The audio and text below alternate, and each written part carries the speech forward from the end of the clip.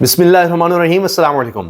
آج تو کمال ہی ہو گیا، دفعہ 144 دھری کی دھری رہ گئی، ساری دھونس دھمکی سب کچھ موجود تھا، سب لوگوں کو پتا تھا کہ ہاں گرفتاری ہو سکتی ہے، لیکن پھر بھی لوگ پہنچے ہیں۔ خان تو خان، خان کی بہنیں بھی خان، یہ خواتین پہنچیں، وہاں پر کارکن بھی پہنچ گئے اور بڑی تعداد میں لوگ پہنچے، اور پتہ چلا کہ وہاں پر آ کر آخر کار حکومت کی طرف سے، یعنی جن میں پولیس اہلکار یا جو بھی ان کی طرف سے آیا، بتایا گیا کہ ٹھیک ہے جی ٹھیک ہے، ملاقات کروا دیتے ہیں۔ لیکن یہ کہ ایک بہن کی، اور اس میں عظمیٰ خان صاحبہ کا بتایا گیا کہ ان کی ملاقات کروائی جائے گی۔ اب آپ یہ دیکھیے کہ پہلے یہ کہا گیا کہ اگر یہاں لوگ آئیں گے، اگر اس طرح سے کیا جائے گا، کسی صورت ملاقات نہیں ہونے دی جائے گی، کوئی عدالتیں، کوئی احکامات، کچھ بھی ہو جائے، نہیں جی کچھ نہیں ہو سکتا، آپ جو مرضی کر لیں، اگر اس طرح سے لوگ آئیں گے تو ملاقات نہیں کروائی جائے گی۔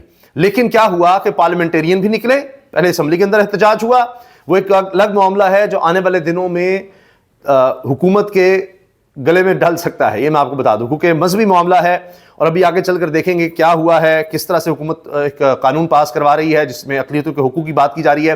سب کہہ رہے ہیں بالکل ہونا چاہیے، اقلیتوں کے حقوق کے سب حامی ہیں، لیکن اب اس طرح کا معاملہ لا کر کچھ خاص لوگوں کو کیا ایک راستہ دیا جا رہا ہے کہ وہ اس سے فائدہ اٹھا سکیں، جو غیر مسلم ہیں، خود کو مسلم کہتے ہیں، وہاں بھی گڑبڑ حکومت کے لیے ہو سکتی ہے۔ لیکن بہرحال آج اڈیالہ جیل کے باہر جو مناظر تھے یہ بھی انوکھے تھے۔ ایک مہینے بعد آخر کار بہنوں میں سے کسی ایک کی تو ملاقات کروائی جا رہی ہے۔ بڑی خبر یہ بننی ہے کہ ملاقات کے بعد کیا ہوتا ہے، اس ملاقات کے بعد پیغام کیا آتا ہے، عظمیٰ خان صاحبہ آ کر بات کیا کرتی ہیں۔ اچھا، ان سے پوچھا گیا کہ کسی شرط پر کیا بات کروائی جا رہی ہے آپ کی، تو انہوں نے کہا کہ ہم شرطوں کو نہیں مانتے، شرطوں کے ساتھ نہیں۔ اب میں آؤں گی تو پھر میڈیا سے بات کروں گی، تو پہلے دیکھیے وہاں پر کیا ماحول بنا رہا ہے۔ یہ دیکھیں، یہ بہنیں خان صاحب کی اور پھر لوگ اتنے زیادہ شامل تھے، یہاں پر یہ سب لوگ پہنچ گئے۔ اچھا، اب میں آپ کو ایک ایک کر کے مناظر دکھاتا ہوں۔ یہ عظمیٰ خان صاحبہ ہیں، یہ دیکھیں۔ بات نہیں کرنی آپ نے، کوئی ایسی شرط میڈیا سے بات نہیں کرنی، تب آپ کو یاد ملے گی؟ نہیں، کوئی شرط نہیں، ہم شرطوں پہ نہیں جاتے، ہمیں کوئی شرط کہہ سکتے ہیں؟ ہم آزاد ہیں، اپنا پاکستان ہے، ہماری مرضی، جو مرضی ہوتا کون ہمیں روکنے والا۔ اب میں واپس آؤں گی، کتنے دنوں کے بعد ملاقات ہو رہی ہے؟ مہینہ ہو گیا تقریباً، نہیں ملی تو مجھے بھی مہینہ ہو گیا۔ خاص پیغام اس بات پر دیا، پیغام تو لے کے جاؤں گی، دینے کو خاص پیغام بتا دیں کیا؟ اچھا، خاص پیغام ہے جو آپ دیں گے جا کر، کہتی ہاں بات تو کروں گی۔ تو اب آپ دیکھیں گے پیچھے پولیس اہلکار آپ کو نظر آ رہے ہوں گے جب یہ چل رہی ہیں اور ساتھ بتا رہی ہیں کہ جی ہم شرطوں کو نہیں مانتے۔ دیکھیے اینٹی رائٹ گیئر میں یہ پولیس، ہاتھ میں ڈنڈے ہیں، ہیلمٹ پہنے ہوئے ہیں، پیچھے پولیس ہی پولیس ہے، وہاں پر لوگوں کو روکا ہوا ہے، وہاں کارکنوں پولیس آمنے سامنے رہے، صرف عظمیٰ صاحبہ کو آگے جانے کی اجازت ملی، اور انہوں نے کہا کہ شرطوں کو ہم نہیں مانتے، کوئی شرط نہیں۔ اب میں جب ملاقات کر کے آؤں گی اپنے بھائی سے پھر باقی بات ہوگی۔ یہ دیکھیں، یہ اڈیالہ کی طرف کارکن نکلے ہوئے ہیں۔ تمام گراؤنڈ ورکرز کا رخ اڈیالہ جیل کی جانب ہے۔ آج ہمارا ایک ہی مطالبہ ہے، ہم پرامن ہیں عمران خان صاحب سے ان کی گاڑیوں کی ملاقات کریں گے۔ اچھا، گاڑیوں کے قافلے بھی ساتھ ساتھ آپ دیکھ رہے ہیں، وکلاء بھی اس میں ہیں، اس طرح سے یہ لوگ نکلے ہیں۔ پھر یہ دیکھیں آپ، یہ بھی اسی طرح اڈیالہ جیل کے باہر ٹولیوں کی صورت میں کارکن آئے۔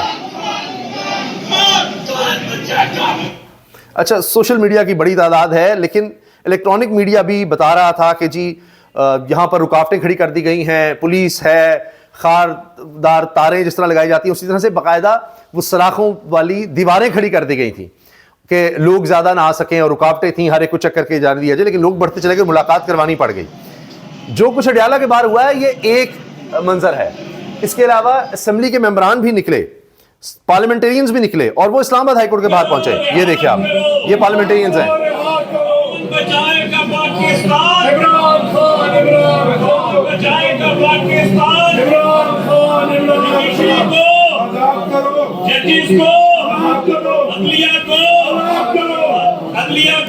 ججز کو آزاد کرو، عدلیہ کو آزاد کرو۔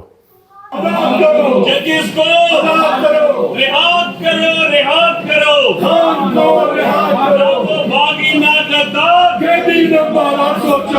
بھاگا نہ بیمار۔ اب آپ نے دیکھا سنا، نعرے بھی ہیں، لوگ نکلے بھی ہیں، پارلیمنٹرینز نکلے ہیں۔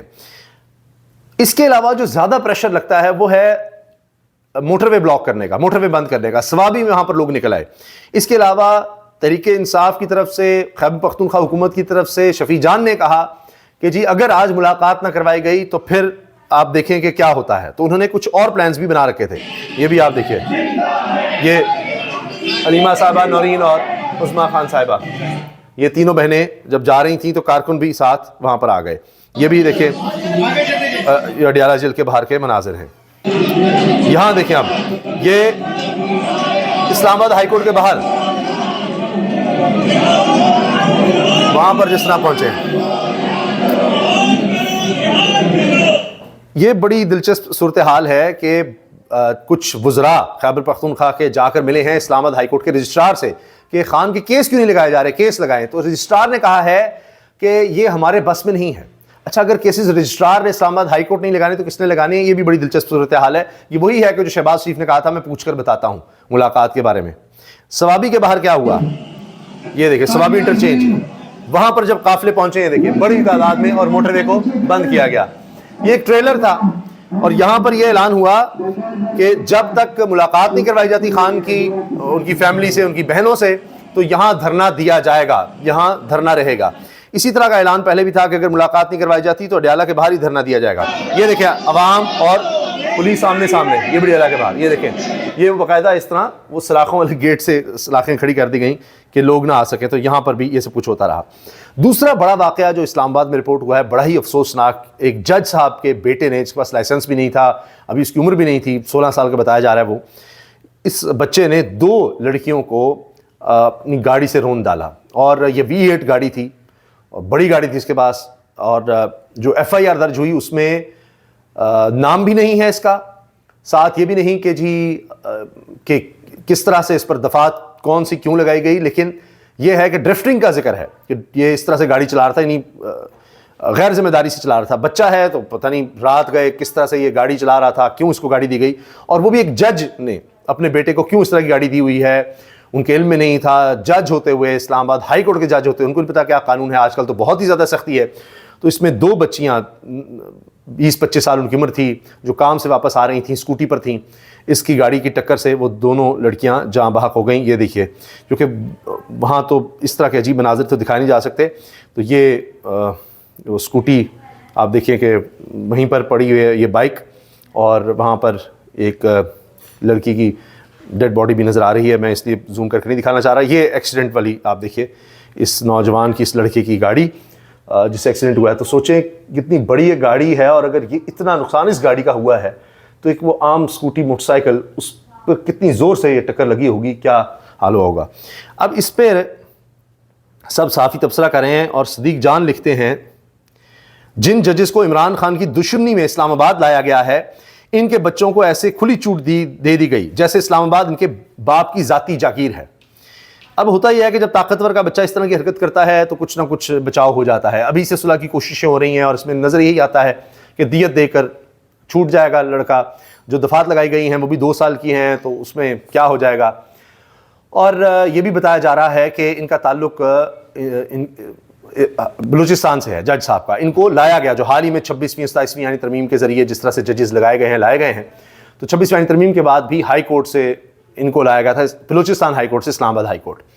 تو ایسے تو نہیں لائے گئے, حکومت جن کو سمجھتی تھی ہمارے کام کے لوگ ہیں ان کو لایا گیا تھا. تو اس پیرائے میں کہہ رہے ہیں کہ جی عمران خان دشمنی میں اسلام آباد لایا گیا ہے جن ججز کو, ان میں سے ایک ہیں جن کے بیٹے نے یہ کام کیا ہے. جج کے بیٹے ابو ذر کی گاڑی سے 2 بچیوں کی ہلاکت کا معاملہ. اسلام آباد پولیس نے ملزم ابو ذر کو مقامی عدالت پیش کیا. ملزم ابو ذر کا 4 روزہ جسمانی ریمانڈ منظور. عدالت نے ملزم کو 4 روز کے لیے پولیس کے حوالے کر دیا. جو دفعات لگائی گئی ہیں اس پر بہت سے لوگ اعتراض کر رہے ہیں کہ جی یہ تو قتل کا مقدمہ بنتا ہے, یہ دفعات اس طرح سے نہیں لگائی گئیں, اور اس میں یہ بچہ, یہ نوجوان یہ چھوٹ جائے گا. تو طاقتوروں کے لیے یہاں ملک میں قانون اور ہے, عام لوگوں کے لیے اور ہے. عام لوگوں کے بچے تو ابھی موٹر سائیکل پر جا رہے ہیں تو ان کو ہتھکڑیاں لگائی گئی ہیں, گرفتار بھی کیا گیا ہے. اب سنا ہے کہ مریم صاحب نے کہہ دیا ہے کہ بچوں کے لیے 16 سال کے بچوں کے لیے اس طرح سے ایک اسپیشل شناختی کارڈ بنا کر ان کا لائسنس, موٹر سائیکل کا لائسنس جاری کیا جائے, کیونکہ کئی بچے اسکول کالج جاتے ہیں, کچھ اپنی بہنوں کو لے کر جاتے ہیں, وہاں پبلک ٹرانسپورٹ بھی نہیں جاتی.